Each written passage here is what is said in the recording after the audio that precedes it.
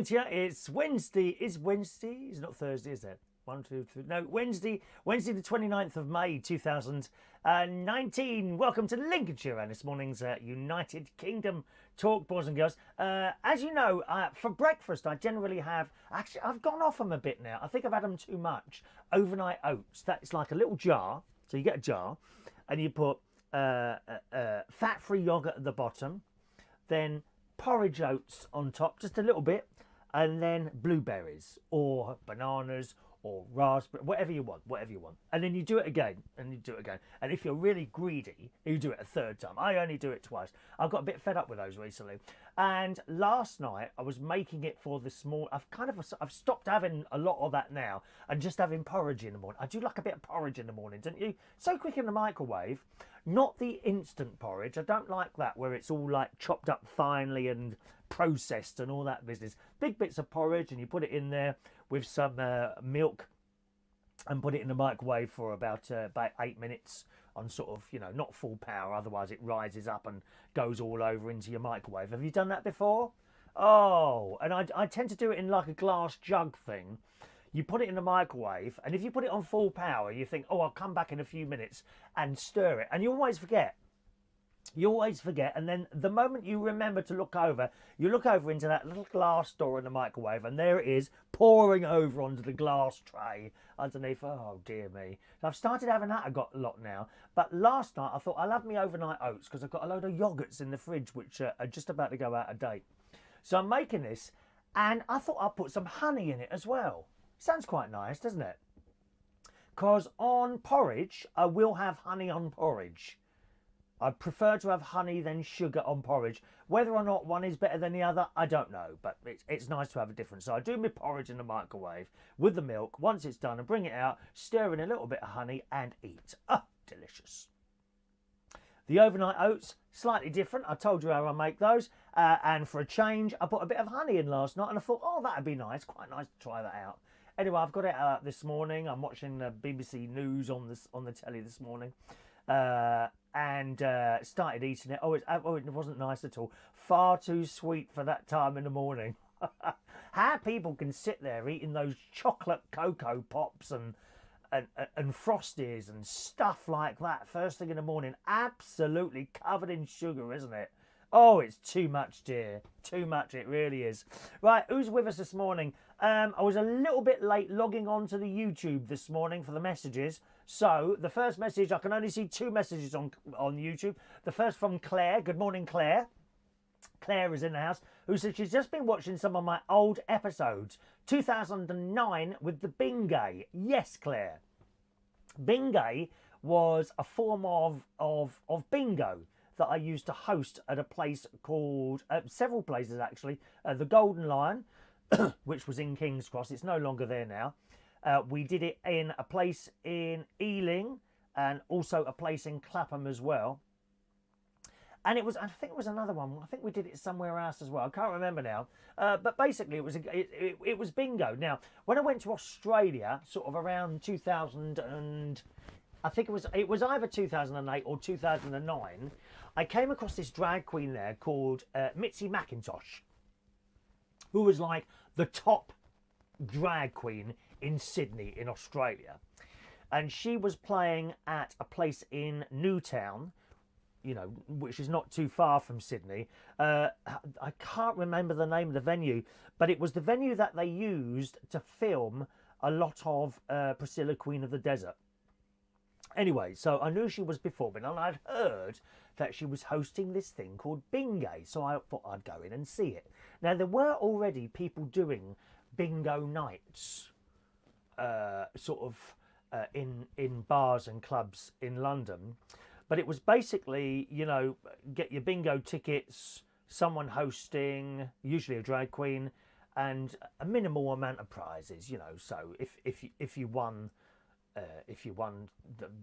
the game, you might win a bottle of vodka or something like that. And that was basically it. Okay? I went to see Mitzi McIntosh's Bingay, it turned into a show. They turned a bingo night into a show, and it was fantastic. There she was, sitting there on a little thing in front of literally just sitting on a chair in front of a stage full of prizes. I mean, full of prizes. It really was. Big stage. Stacked up prizes like this. I thought, okay. So she starts doing it. Of course, she's reading the numbers and a little bit of comedy in there as well. And there were certain numbers where something would happen. For example, 5 and 4, 54. So 54, and she say Studio 54, where songs like this was sung, and someone would start singing a song. And it was all just little things like that. Maggie's Den, number 10. She didn't do that one, but we would do that one here. And just stuff like that. And I thought, this is absolutely brilliant. Watched her doing this. And then I came back to the UK, and I found a venue to do it, and I started doing it myself. And I did it not the same as that, but similar. And I went out and sought out lots of prizes for the stage. I would have a small prize perhaps for a one-line win. If you know about bingo, you know, you get 1 line, 2 lines and a full house, okay? So 1 line win would be like a small prize, perhaps like some CD singles, okay? Maybe a bar of chocolate, something like that. That would be a single prize. Then there'd be the 2-line prizes, would be the small, you know, the tubes of sweets that you can buy. I think they're about £2.50. I think they're about £3 now, actually. Like a little carton of sweets. You might have some cheap CD albums, because we were doing CDs at the time. There was no computer. There wasn't really computers. Well, there was computers around then, but not like it is now, not like MP3s and all that business. Everyone was still on CDs, and there might be some half bottles, like, you know, like the full size ones, the half bottles of unbranded spirits. So that would be the 2-line prizes. And the full house prizes, we'd have branded spirits like Smirnoff, Teachers, stuff like that. We'd have chart DVDs and chart CD albums, and electrical items as well.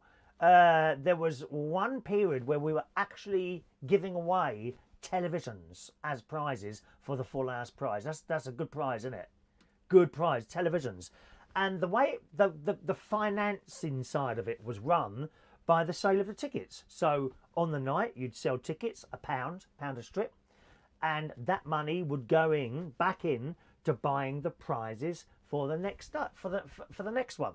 Yeah. Obviously, right at the very beginning, I had to shell out a load of money for all these prizes, but we literally had a stage full of prizes, all lined out, a little bit of a tinsel and, you know, a little bit of sparkly all around there, and it worked quite well, as you saw from the video there. And it was good fun doing it, but let me tell you, it was so much work. Oh Lord, you were constantly going out, and whenever I was out somewhere, I'd be thinking, oh, that's quite good for the bingo, and I might buy something there. And you had to guess what people would want as prizes. There was sometimes I would see something, maybe I remember the Lips telephone. Lips. So it was a telephone in the shape of lips, and these 2 lips would come together, and the receiver, you would pick one up, and then that lip would be the receiver of the telephone, and the other bit would be down there. And I bought a few of those. No one wanted those. So I would see something perhaps and say, oh, they're only 10 quid each. I'll have 4 of those. And I'd buy 4, put them on, and they wouldn't go. You know, so you had to try and think really carefully what people would want as prizes. We had all sorts of stuff. Toasters. There was kettles. I think we had books. There was always lots of sweets and music related things, and booze, of course. Cans of lager, bottles of drinks. And to a point it worked, but it was damn hard work. It was really hard work. You had to carry all this stuff around in the back of your car. And I only had a little car, and it would be a lot easier now that I've got the big car, but I only had a little Toyota Aygo at the time, and it was great fun doing that, Claire. It really was. So I'm glad you've seen the video of that. All right, my love. Good morning to Joanna. She's also there on YouTube. Hello, Joanna. Don't worry, I haven't sung yet. You haven't missed anything. Okay. Claire had a fantastic Premier Inn breakfast last weekend. Oh, they're very good, aren't they? I think, is it £10 Premier Inn breakfasts? Very good indeed. fresh fruit salad, then bacon, scrambled and fried eggs, tomatoes, mushrooms, baked beans, the pancakes and the maple syrup. Pancakes and maple syrup. Claire, if you ever go to America, you need to go to Denny's. Oh, Denny's. I never forget the first time I went to a Denny's, which was in Florida.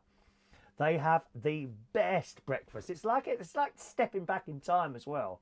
It really is the excellent way that you're served, and just the endless amount of food that they seem to have in America. Oh, I'm all for moving to Florida. Thank you very much.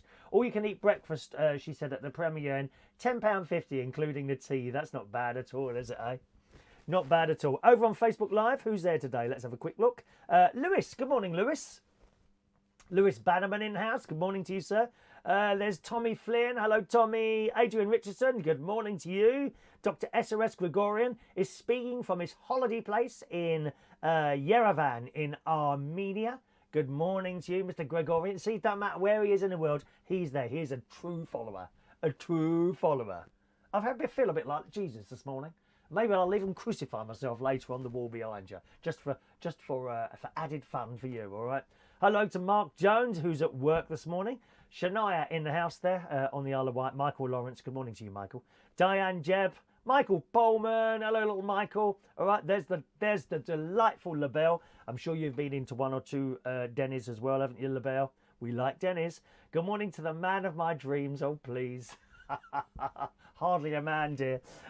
Just getting home from a new bi-weekly show here on Long Island, New York. Yes, you've got a lot of posters going. You're very busy at the moment, aren't you, my love? Fantastic to be so busy. I like being busy. I'm not someone to sit here and do nothing, you know, all the time. Adam the plumber's there. Good morning, Adam. What happened to that picture of that piano you might be selling? Oh, by the way, how much is it?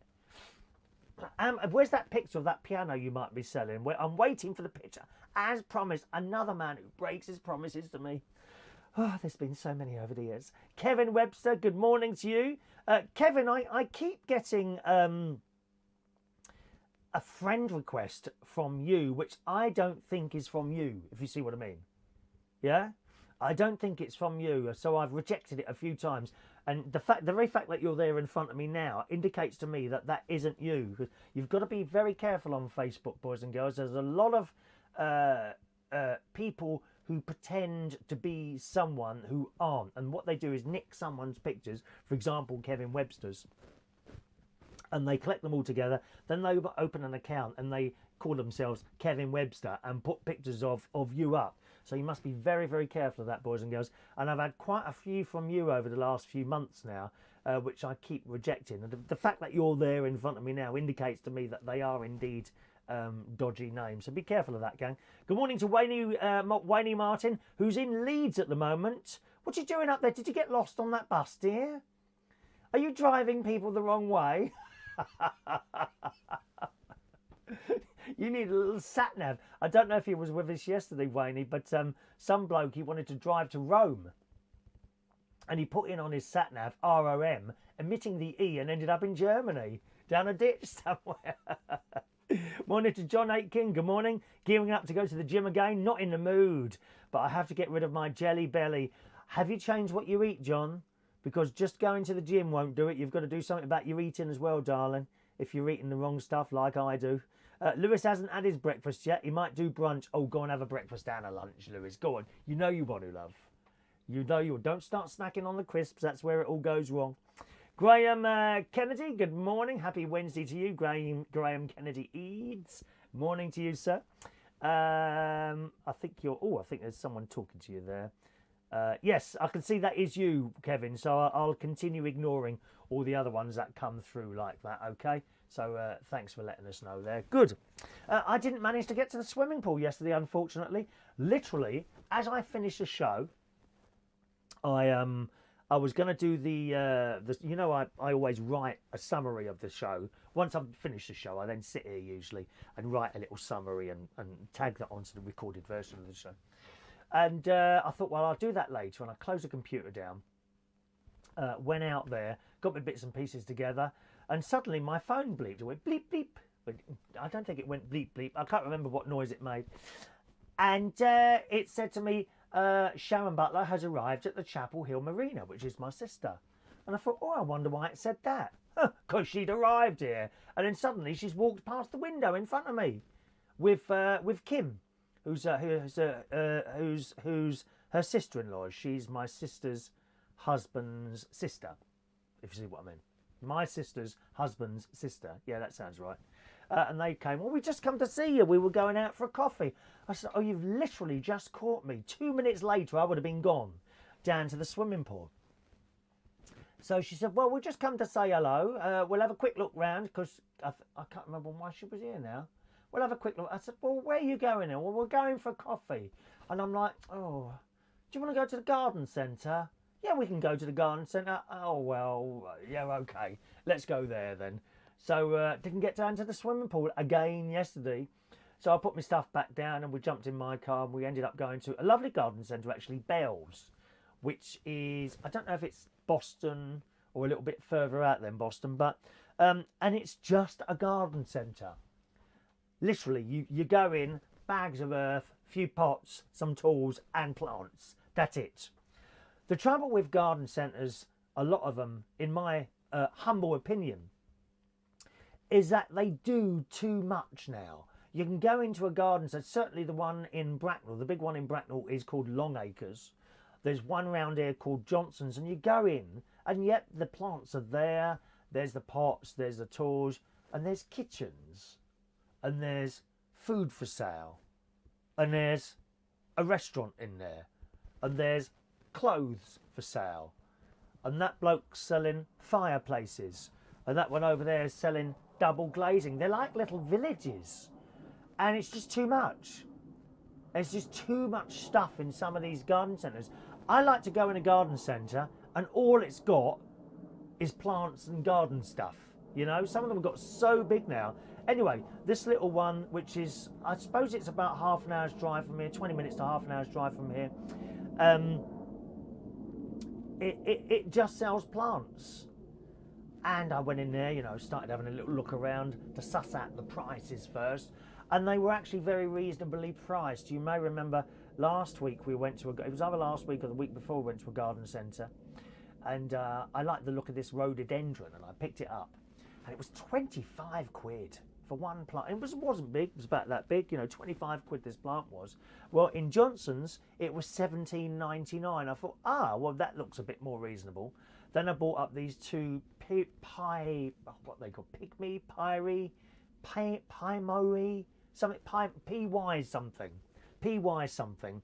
And they'd obviously just done them off cuttings, you know, and they were quite small, but they were £3.99 and buy one get one free. So I had two of those, and I had a larger one. The most I paid for a plant in there was £12.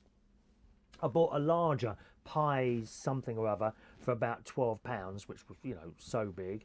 A couple of more pots. I still need one more big pot. 3 bags of earth, and some other little bits and pieces. And I was quite pleased with what I bought in there. Yeah, not bad at all. Not bad at all. So we came out of there, and it was nice to be trusted. I do like to be trusted. You know? For example, I said to her, do you do bags of earth? Yeah, they're outside, my love. I said, have you got something like 3 for £10? She said, yep, they'll be the ones on the end. Okay, I'll just go out and have a look. So I went out and had a look, left my plants there, you know. Come back in, yeah, I'll have 3 of those. Shall I bring them in? She said, no, that's all right, my love. She said, just pay for me and then you can take them as you go out and put them straight in your car. Trust. I like to be trusted. It's like when I went to play the organ first at church. Went in to see the priest. Okay, I'd been going to and from the church, you know, over a number of years. But nevertheless, he didn't really know me. And knew I played the organ from. Yeah, okay, yeah, you can come and have a go for us. All right, then he said, right, I'll take you into here. That's where the key is kept. Just let yourself in here. And I was trusted. I like to be trusted. I don't need to be followed around. So that's like when I used to work for British Telecom. You know, some of the people in there, you go in their houses, and I do understand it. There are dodgy people out there who will steal from you. I know that. I know that. But nevertheless, I used to go in some houses and some places you'd be completely left alone to do the job. You know, and on your hands and knees, putting a new socket on the floor or running some wire and left. And other people would just constantly follow you around the house. Most annoying. Most annoying. Let's just read a couple of your messages coming through here. John says that my diet is so boring. Lots of salad and fish. Oh, that does sound boring. I don't eat fish. I don't eat anything with a face, I'm afraid. Unless it's pretty. Adrian, a Long Acres Garden Centre is wonderful. They do really nice ice cream and fresh flowers. The smell of the flower department is beautiful. So he's been there. Yes, and indeed it is. But they've got so much other stuff there, Adrian. It's just so much stuff. I just want to see plants, which they've got plenty of them outside, haven't they? Good morning to Mike Rees-Ponto. Good morning. Started watching on Twitter, but didn't like it. So back on Facebook. Why didn't you like it on Twitter? What's wrong with it on there? Oh, I mean, you can't message via Twitter at all, can you? Never mind. Adrian says, Chris, I'm really sorry to say this, but I will not trust you with my ice cream or my cakes. All that will be left with crumbs and dribbles and maybe a little note saying, thank you, Chris. Or there won't be any dribbles on there, Adrian. I lick the plate. I would lick the plate. LaBelle, yes, is usually busy, but for some reason this year it's even more so. I know you don't stop, do you? I think it's good. It's good to be busy, my love. From this new venture, plus the other events added onto my regular theatre life, I'll be spreading myself into even thinner. I wish I could spread myself thin. I really do. Spreading myself even thinner than usual. I'm everywhere. There's just more locations I need to be at or in. No, it's good. It's good, LaBelle. An old DJ once, when I was just starting out, when I was about 20 or 21, there was this DJ, worked at a place called the Royal Oak in Hammersmith, which is no longer there. His name was Dolly DJ, and he must have been in his late 50s when I first met him. And I was trying to break into it, and he said, the advice I will give you is if a job is offered and the money is right, take the job. It doesn't matter where it is, who it's for, what the equipment's like, or what the customers are like. Just take the job, you end the night, and you take the money, and if you work by that, you will always be fine. And I took his advice, and I DJ'd in some dumps, I don't mind telling you, some absolute dumps, and in front of some really horrible people, not necessarily horrible to me, but just horrible people. You know what I mean? You know what I mean? And I did do the job, and I did take the money, and it has seen me all right over these years.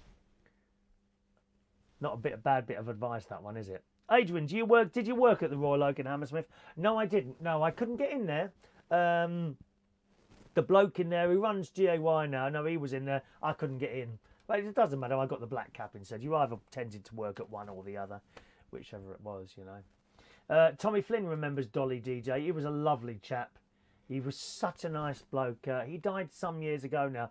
I went to his funeral in one of those places in Wales with two L's, which is practically the whole of Wales, the whole of Wales, isn't it? Maybe Clondidno, something like that. Remember driving. It's the only time I ever got 3 points on my licence for speeding in a Land Rover Defender of all things. I mean, it wouldn't go any faster. I think I got done at about 90 on the motorway or something like that. That's years and years ago now. But I think it surprised the policeman when he saw the vehicle and how fast it was going. Never mind. Anyway, from that garden centre, we did actually go to Johnson's, which was the more expensive garden centre with the kitchens and everything in there. And we went in there just for a meal because they do some really nice meals in there. And I bought them 3 meals for, I think it came to about just over £20, something like that. £20. It was about £20, which wasn't bad at all. And I had a really nice vegan shepherd's pie, which is kind of made out of lentils and mashed up bits and pieces. Really, really nice though, with a potato topping. They do chips in there to die for. Potato chips. LaBelle, you would call them fries, but thick. I don't know. What do you call thick? Do you have thick fries in America? I know you've got like French fries, but they're very thin. We call our chips. I know your chips are like, we call them crisps. You know, in a packet, they're crisps to us, right? But the chips, we have chips that are like really thick, about 1/4 of an inch thick, you know, all around. Anyway, they did those in there yesterday. My sister, what did my sister have? She had some sort of chicken salad or something like that, I think it was. tuna salad maybe, something like that. And Kim, her sister-in-law, she had a ham sandwich. 3 drinks, and that comes to about 20 quid, which I thought was very reasonable. And it's nice food in there, and you're not hungry afterwards. Nothing worse than going somewhere and you're hungry afterwards because there's a small portion. That doesn't, let me tell you, that doesn't happen in America, right? You go to America, you pay for your dinner, you're not hungry afterwards. There's no extras. You don't get charged, like over in this bloody country. You know, oh, you want onions? Oh, that's an extra 50 pence. Oh, you want tomato sauce? That's an extra 20 pence. Everything is charged for. In America, you just pay one price and you stuff your face until you can't eat anymore. It's wonderful. Especially going back to Claire, those pancakes and maple syrup. Shania is very shocked now. Chris Reardon speeding, never would have thought that. Well, that was in those days. Not anymore, I don't. Don't need to go fast down the motorway or anything, Shania. That's why I haven't got to the Isle of Wight. I actually left 2 years ago and I still haven't managed to get there yet. I go so slow. Yeah, LaBelle takes the jobs. The more I'm offered, the more I say yes. I'm just waiting for something to finally stick. Yeah, you must. That's how to do it, LaBelle. You're not going wrong there, my darling. John says Dolly was a lovely man. He called me his toy boy. He always played the Sneater song when I arrived at the Royal Oak. He was a wonderful man, John. The only thing is, you remember that sticky screen that used to come down? There was this video screen that used to, and he always used to play Chain Reaction like 3 times a night on that thing. He used to play Chain Reaction a lot, and Donna Summer, This Time I Know It's For Real. Do you remember that one? And this screen used to come down. You used to push a button. The screen would come down. It would get stuck where there's so much nicotine on it.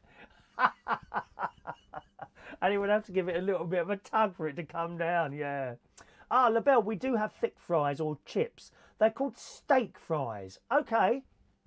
Okay, I've heard of steak fries. It's a thicker cut and they are amazing. Oh, steak chips. When I come to New York one day, I will buy you some steak chips. And I can meet all your friends and all that then. That would be nice. Oh, thank you, Adam. Thank you, Adam. I can just see that pop up there. If it's all right with you, I'll check that out after the show. And I'll have a proper look at that, all right? He's just sent me a picture of a piano for sale. £150, dear. Oh, it's so much to spend, dear. Oh, I was hoping to get something for 50 quid. Anyway, what's he say? Morning. I'll have a look later. That's a personal thing, isn't it? Thank you, Adam, for that. I'll have a little look later. Andy. Good morning, Andy. That's quite a good look with the dark glasses and the beard there. Quite like that. Nice one. So we had our meals, and then we got back in the car. I drove them back. We went back to where my sister lives in Woodhall Spa. She had some bits and pieces, and I wasn't in a rush to do anything. Too late for me to go swimming. So I drove back to Woodhall Spa and we went to the doctor's. I think she ordered a prescription or something in there. Then we had to go to a hardware. So we got 2 hardware shops in Woodhall Spa because I wanted an attachment. I've got in my bedroom here in the caravan an air conditioning unit. And the pipe literally is pushed into the wall. And I wanted some sort of plate to go around it with something sticking out so it can be a bit more professional looking. Because it looks a bit... if you move the thing, it comes out. You see what I mean? It comes out of the wall, and I thought, oh Christ, you have to be so careful. So I wondered if there was a plate, and neither of these 2 shops had one. But I have now found one on Amazon, which I've ordered for about. And it wasn't cheap. It was about like 15. It was about 15 quid for this bit. But I do object to paying like a lot of money for bits of plastic, don't you? I really do. Good morning to Katie Ann Patterson. Good morning, dear. Morning to you, my love. She's with us live this morning. Katie watches a lot of recordings, don't you, my love? Sometimes she's not with us live, so she watches the recordings. Then I had an ice cream. We went into this. There's an ice cream shop here called, I think it's called Forester's or something like that. And I went in there, and the 3 of us are in there. They've gone and sat down. I said, well, what do you want? Well, we don't want one. I said, well, I can't have one myself. No, go and have one. So I ordered an ice cream. The flavour I had was called All Sorts. And it really was. There were like layers of strawberry and chocolate and vanilla all on top of each other. So I had one of those. Then we went to pick up my brother-in-law, Martin. Because he hadn't been out. Came back round to the caravan. My sister made some tea. I did a little bit of my gardening, and then they went home. I had a little bit of sleep. Woke up again at about 7:10 at night. I thought I'd do my gardening now, and literally as I walked out, it started raining. It was just a little bit of rain. I thought, oh no, I can cope with this. I put on my hooded top, up come the hood, and I carried on putting my plants in. And then it absolutely chucked it down. Nope, didn't stop me. I carried on. We are British and we can carry on through thick and thin. We can, dear. That is chips. French fries or steak chips. We carry on through thick and thin. So I completed my gardening out there. Came back in here. I watched Holby City. Holby City on the telly, which is great. I don't know if any of you watch Holby City. I think Tommy Flynn watches Holby, if I remember rightly. And one of the horrible characters is back on there, Isaac. He was the other half of Dominic, and he used to beat Dominic up, right? Anyway, a few years has passed since he's been in it, and since then Dominic has married someone else, and this Isaac has come along with his dad, who is supposedly ill. I think he's made his dad ill to get into the hospital, and he's doing all sorts of bad things, dreadful. But he doesn't do it physically. He does it, what's the word? Psychologically. I think that's the word. He's really, really horrible. Really horrible. So he's in it. And then after that, I watched a film on Netflix, which was like a shipwreck type film. Girl meets boy. Girl goes out to travel the world. Meets a slightly older lad who's got this boat. Goes off with him to do a bit of sailing. Then he meets up with two friends who ask him to take their boat and to sail it back to somewhere which is quite a long way away, and they're paying $10,000 to do it. They've said yes. They've taken the boat, and they end up in this storm, and it all smashes up the boat, and then I can hear birds on the roof. Often I hear birds walking around the roof. And then the boat does get a bit smashed up, and then it cuts to her, and she's on the boat on her own, right? So she's on this boat on her own, and she's looking for this bloke, and she's got the eye things like this. And all of a sudden she shouts out, yeah, hello, I'm over here. Hello, I'm coming to get you. I'm coming to get you. Anyway, but we're looking through these binoculars, like the camera. We can't see any. All you can see is the sea or the ocean, whatever it is. So it's a bit weird. Eventually, I think she falls in or jumps into the sea or something like that. And then it cuts back to the boat, and she's pulling her boyfriend onto the boat. I'm just trying to remember now. She's pulling her boyfriend onto the boat, and then they fall asleep and wake up, and he's got like a broken leg and damage to his chest and all this, and she looks after him, and it shows him, them pumping out water from the boat, trying to keep the boat going. They bring up tins of food, and then, well, we haven't got much food, you're going to have to go fishing. And she's a vegetarian, so she don't want to eat fish. Well, we haven't got enough food for the rest. And then he says to her, well, I'm a dead weight on here. She says, no, and I keep that going. Anyway, so it carries on, and then something else in the film happens.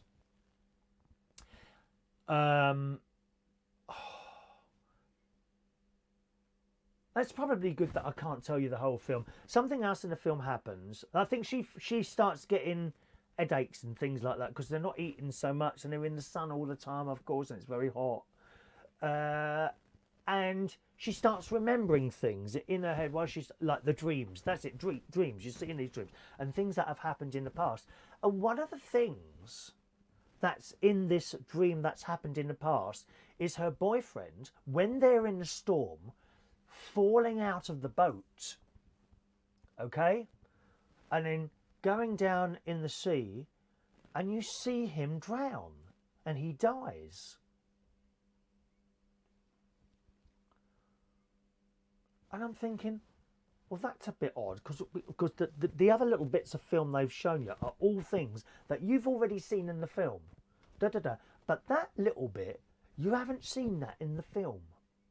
And so this bloke is clearly dead and is floating around, underneath the ocean like that.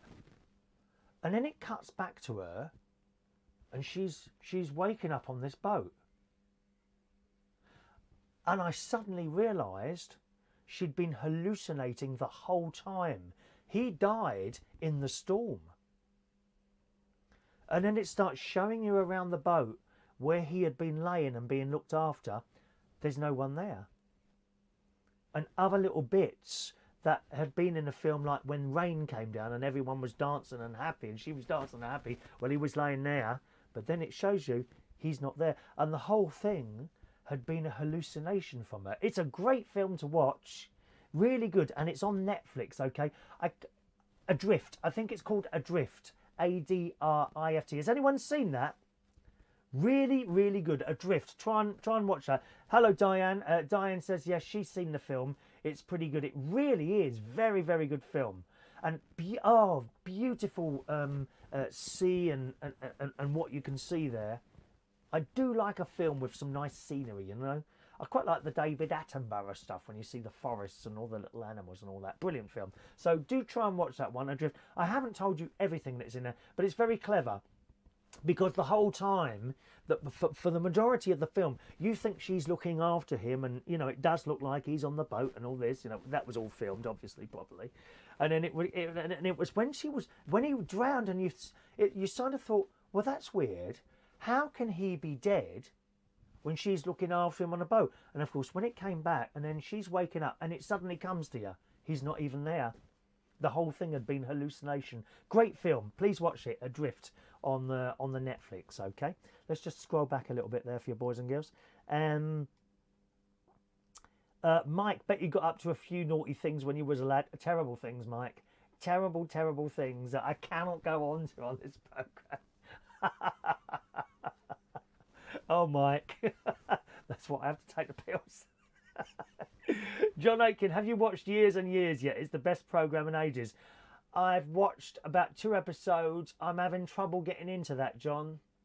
Having trouble getting into that. No, I don't know if I'm going to continue watching that. There's something that's not clicking in that for me, I'm afraid. Kelly Kim, good morning, Kelly Kim. Hello, you lovely lady. There's Kelly Kim. She's busy at the moment as well. Kelly Kim, can finally watch you as on half term. Oh wow, missing you. Oh how nice, how nice. Kelly Kim used to come to the karaoke order. She's been coming to my karaoke's for years actually, all over the place. I think the one in North London she's been to, where I am now, the Central Station one. She's been that once or twice, but it's quite a long way for her to come, I think, so she can't come there. She's been directing her debut in London, Jekyll and Hyde the musical. Oh, what's that song? The Moment. Is it The Moment? Give me the moment. This is the moment. Da da da da da da da. This is my moment. La la la la. Oh, I changed keys then. Did you notice that? Very professional. Very professional. I should be in the Eurovision Song Contest, I'm telling you. She said, now it's all over, I'll come and see you. Well, I'll be there Monday. I'll be there Monday or Friday, Kelly Kim.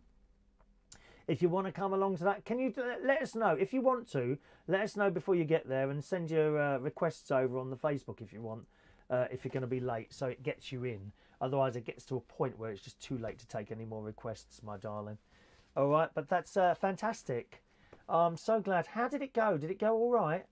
That must be something directing. Was it children you were directing or adults? I always think children are probably, when it comes to like a show or telling people how to do stuff or what to do, it's probably easier to tell children than adults. Would I be right in that? Or have you never produced, would that be right, directed adults? Not sure if you have or not, my darling. Adam, give me a ring after the show. Always spent 2 hours on the traffic. M25 to Horsham. Yes, I heard that on the news this morning. We got that news up here, believe it or not. There was something, I think it was it the M23 there was a problem? So that's around that bit, isn't it? M25 to Horsham. Yeah, now here, so I'll watch the rest of the show later. I do hope so. Or you can finish now. Well, what's the time now? Is it 10 o'clock already? Blimey, it goes so quick doing this show. Kelly was directing 30 adults. Worse than children. Yes, I thought you'd say that. Yeah, I can imagine that. The only other thing, of course, with adults, and it probably would be the same with me, you know, if he was trying to... I think egos get in the way. There's a lot of people with very big egos. I think there really is. Big, big egos. I ran a very small internet talk radio station once. and there was a problem, there was an ego problem on there where people wanted something and they would say, oh, well, so-and-so said this and so-and-so said that. And it was all a bit like that. Do you know what I gave up in the end. It was just too much. I thought it was too much. Oh, 2 degrees where Katie is tonight. Where are you, Katie? Oh, too cold where you are tonight, girl. Oh, you don't like the cold.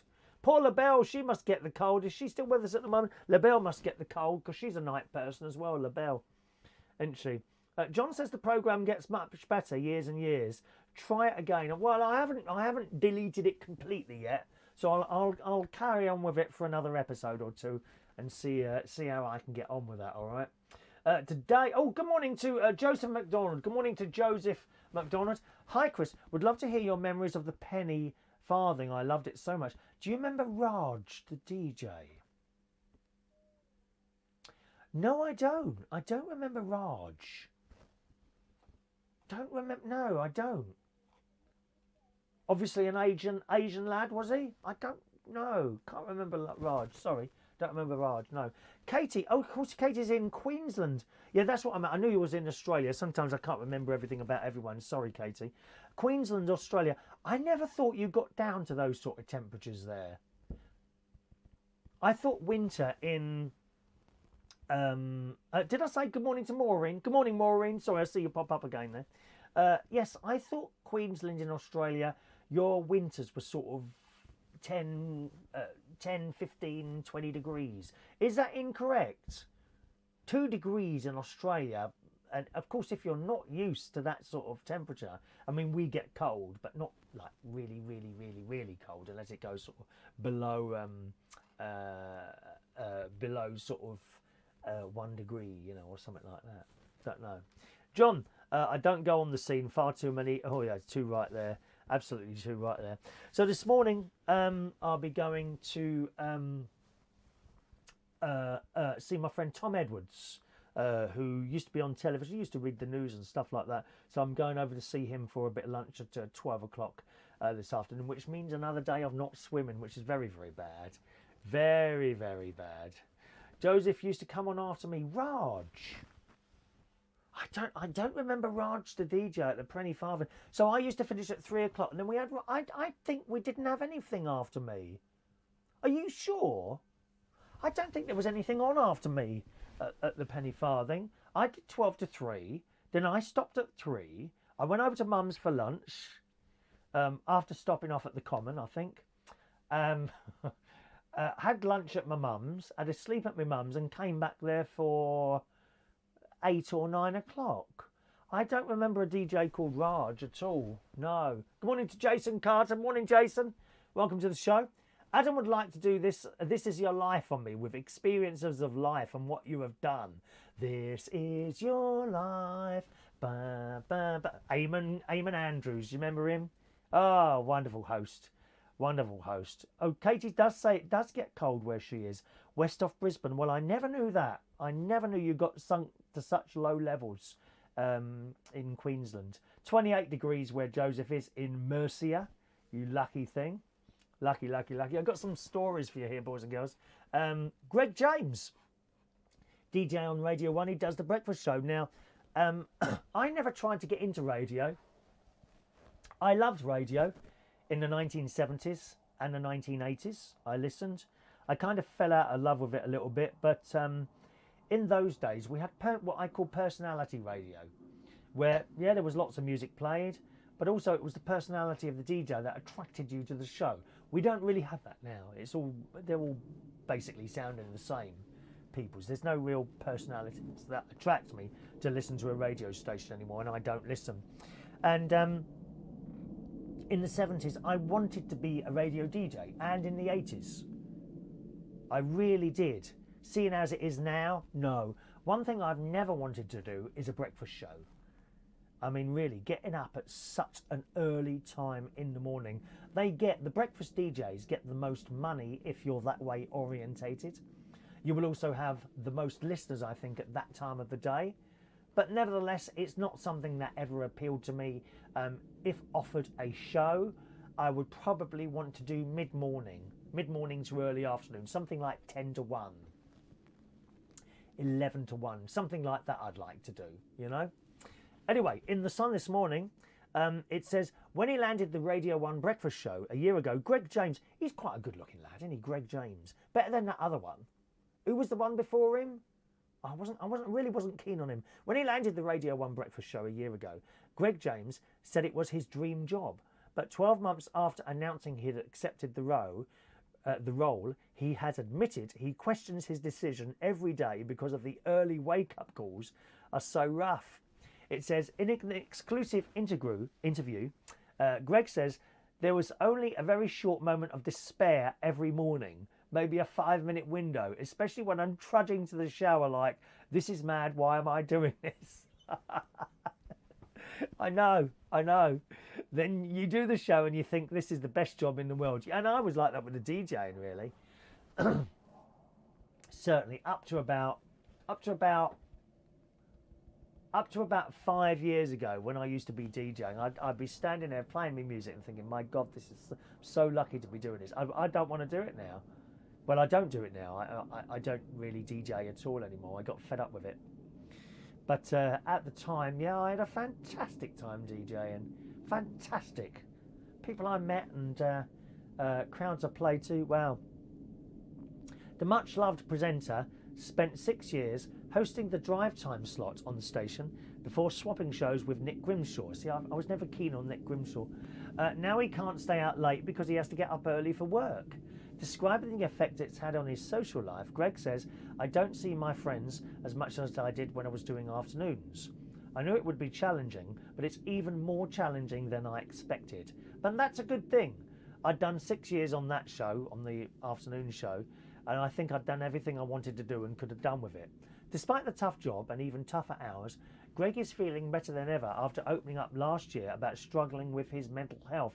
And I think you find a lot of people who do any sort of show business, whether that be DJing in a little pub somewhere or an international film star, for example, Robin Williams. Robin Williams, a man who it appeared on the outside had everything. The big smiling face, wonderful, enormous amount of talent, killed himself, depressed. A lot of people in this sort of entertainment thing have this. I had my own depression for years, 15, 16 years, and then I went to see someone who talked about it, and that helped. I no longer sink to the bottom. That doesn't happen anymore. Okay, it goes down a bit and up a bit, like it's just kind of around the middle most of the time. I do get quite mad sometimes, I must warn you. I do go quite mad sometimes, but yes, and that's the thing. You need to talk to people about it.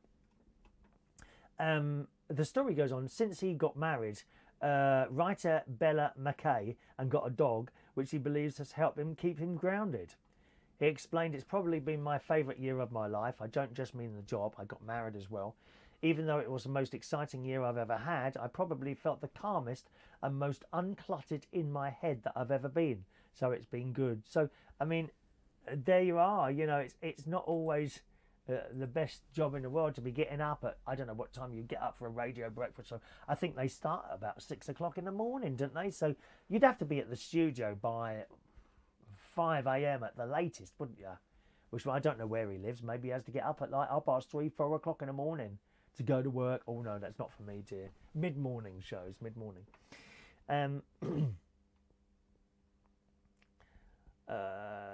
Michael Pullman, depending where you are in Queensland, I'm on the Sunshine Coast. It's 9 degrees here. The further north, the warmer it is. Ah, right, yeah, north.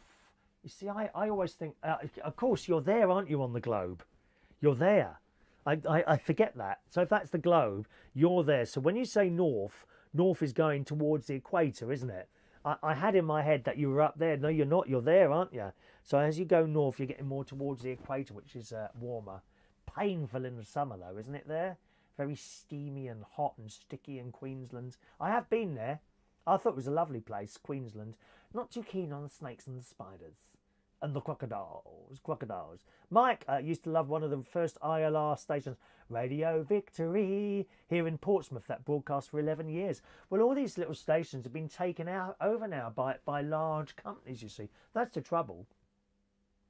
And it's a shame. It is a shame that they've all lost losing their personality bit by bit.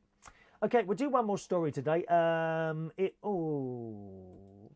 have so many stories here, but we'll do this one. In the Daily Mirror, worst places to shop on the high street according to their customers.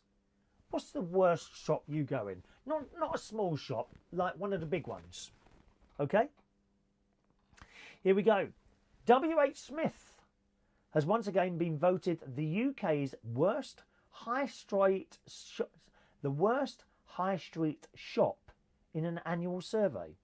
The chain, which has constantly finished bottom of the Which survey in previous years, propped up the table with a meagre customer score of just 50%, just below Homebase and the former Bunnings on the 53% and Sports Direct on 54%.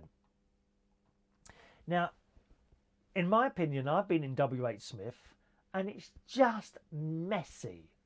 There's so much stuff in there. I don't know what it is about. You go in Ryman's and they sell similar stuff, but there's not so much of it. Ryman's seem very well set out. W.H. Smith, it's just all over the place. And the most annoying people are those people that stand there at the magazine section and read the magazines without buying them. Customers slammed W.H. Smith for its poor value for money, service and in-store experience, and criticised the cramped and messy stores.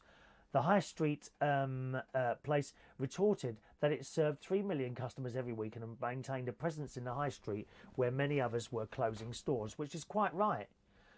They're still there. They are still there. Shoppers also told Which that Homebase and Bunnings was difficult to navigate and that it was hard to find anything in overcrowded shelves and difficult to find staff for guidance. Sports Direct was described by one shopper as having a very oppressive atmosphere. I go along with that. You go in Sports Direct, there's something that doesn't feel nice in there. It's just, you don't want to be there. You know, you go in certain shops, John Lewis. I know that's a much bigger store, it's a department store. You go in there and you feel welcome. You feel welcome to go in there. You go in Waitrose, you feel welcomed to go in there. I do most of my supermarket shopping now, as you well know, in Aldi. When I walk in Aldi, I don't feel particularly welcomed in there. But you get to the tills, and after a while you get to know the till staff, and you say hello, and you do feel welcomed at the till. Don't feel that in Sports Direct. In fact, sometimes you get to the desk in Sports Direct, and there's someone, you know, they're doing something, and it's almost like you're in their way of doing their job. You know, it's a bit like that in there. So I get that. Sports Direct described by one shopper as being an oppressive atmosphere. I felt like, I tell you what, the worst place was Toys R Us, which is now gone. That was awful. Just soulless in there. Absolutely. Good morning to John True. Good morning, John. Nice to see you there. TK Maxx, Joseph McDonald has mentioned there. He doesn't like it in there. But yes, Toys R Us. We went in there one Christmas some years ago now, before we started going to Hamleys, and we hated it. It was just stacks of boxes and just awful in there. Soulless, absolutely soulless. And quite frankly, I'm glad they lost their business. I'm glad they lost their business. Awful place. The Daily Mirror story goes on. W.H. Smith says the survey account for the views of only 586 which subscribe. Is that all they asked? 586 people. And it's neither statistically relevant or meaningful relative to our loyal customer base, which is fair enough. The bottom rated shops, according to Which, are, and going from bottom upwards, W.H. Smith, Homebase and Bunnings, Sports Direct, JD Sports. People don't like going in there. River Island, New Look. Is that a ladies' store, New Look, I think? House of Fraser. People don't like that. Peacocks and Clinton Cards. All places, and I must say I've been in several of those places. These are places where you get in and it's like you feel like you shouldn't really be in there, to be honest. And perhaps that's obviously not the way to run a business, is it? One of the best places to shop was Richer Sounds. Richer Sounds was voted the best retailer, with a customer score of 89%, just ahead of outdoor and travel equipment train Rowan. I've never heard of Rowan. And John Lewis, there you go. John Lewis, 86% of people that go to John Lewis give it a good score. Customers praised Richer Sounds for its in-store experience, with shoppers appreciating services such as having purchases carried to their cars or the retailer paying for customer parking. See, it's the small things that matter. It's the small things that matter. It's something that you don't get in many shops. I find my purchasing experience in Currys often very unpleasant. I mean, we thought they turned around. I went in there to buy the new Hoover. I've tried the new Hoover. Well, I went into Currys to buy a new Hoover at the weekend, and a lady came up to us. Can I help you? Oh, we're just looking around. Okay. So when we'd looked and decided what I wanted, I then went and looked for the lady, and I thought, oh, she's nice. But then she kept going on and on about the bloody extended warranty, and I must have said no about 8 times. On and on and on. And of course that pissed me off. So they're no different. They're still pushing this crap at you all the time. So the new Hoover, I've tried the new Hoover. This might sound stupid, but there's too much suction on it. It sticks. It's really hard to push along this carpet. Not only that, when I do the lino, it's like it makes this noise, and the suction is so much that it's pulling the lino up from the floor. There's no adjustment to it either. So I'm not quite sure what to do. I'm sure there's nothing wrong with it, but the suction is so hard on it, and it literally is on and off. There's nothing to adjust on there, not even on the wheels or anything like that. Now my one at home is got adjustments on it. So what I might do is because I've got no lino at home, I've got a stone floor at home. So I might take that Hoover back to my house and bring the house Hoover here and see how that goes. You can't win, can you? You can't win. Let's just scroll back there. Excuse me a moment. John Aiken says WH Smith is a terrible shop. I used to love it there. God. Oh, mate, and his sister lives in Perth. She's got an electric blanket on. Is she really? Michael Lawrence said I should stick to Waitrose. It's so expensive, Michael. I never go in Waitrose spending less than 60 quid. You go in Aldi, you give them £10 and you get £8 change. All right, not as much as that, but you know what I mean. John, the staff at John Lewis and Debenhams look at me like I'm a shoplifter. Well, you do. You do.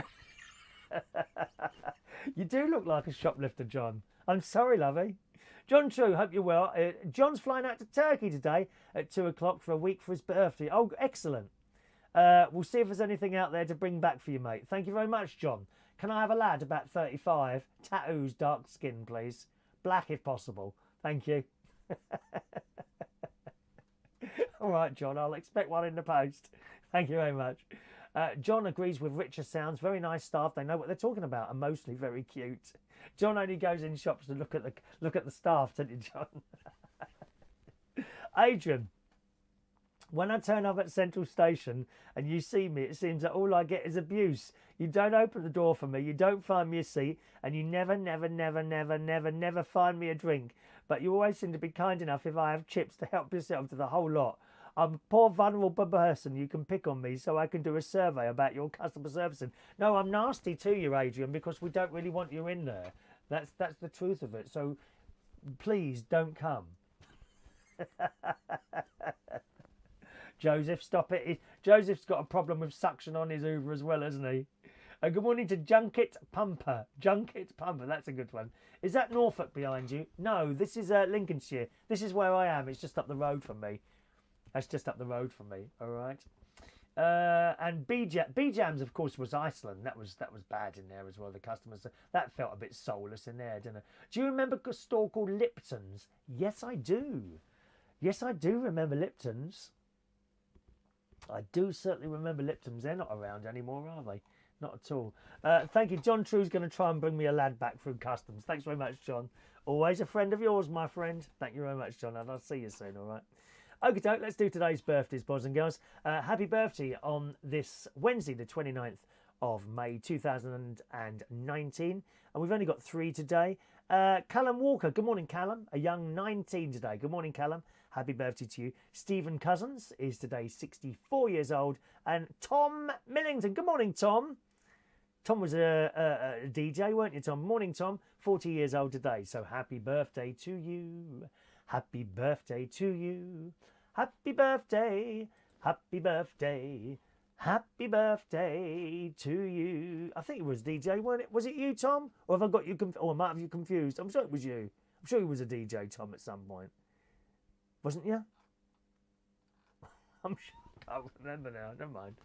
I'm all over the place this morning. That'll do today. Thanks ever so much for joining us on the show today. Been a pleasure to talk to you as always, gang.